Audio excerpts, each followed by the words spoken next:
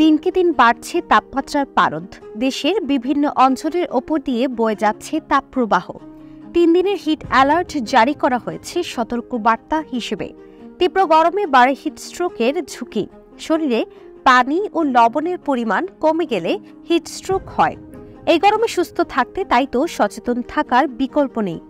ICDDRB থেকে প্রকাশিত একটি বিজ্ঞপ্তিতে হিটস্ট্রোক প্রতিরোধে করণীয় সম্পর্কে জানানো হয়েছে। চলুন জেনে নেওয়া যাক হিটস্ট্রোকের লক্ষণ ও প্রতিরোধ সম্পর্কে।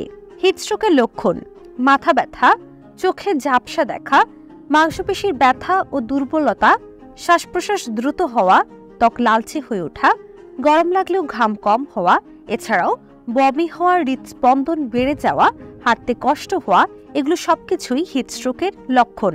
হিটস্ট্রোকের ঝুঁকিতে মূলত সবচেয়ে বেশি থাকে শিশু, বয়স্ক, প্রতিবন্ধী ব্যক্তি, শ্রমজীবী ব্যক্তি যেমন রিক্সা চালক, নির্মাণ শ্রমিক, কৃষক, যাদের ওজন বেশি, এমনকি যারা শারীরিকভাবে অসুস্থ, বিশেষ করে যাদের হৃদরোগ বা উচ্চ রক্তচাপ রয়েছে, তারাই সবচেয়ে বেশি হিটস্ট্রোকের ঝুঁকিতে থাকে।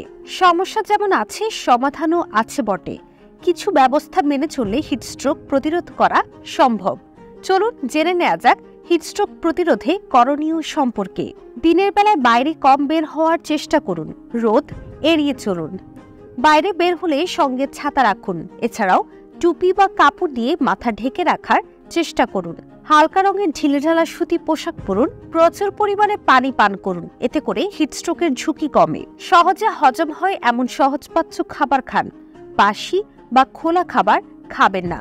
ভুলেও ফাস্ট ফুড কিংবা ভারী খাবার, রিচ ফুড, বিরিয়ানি এ ধরনের খাবার এড়িয়ে চলুন।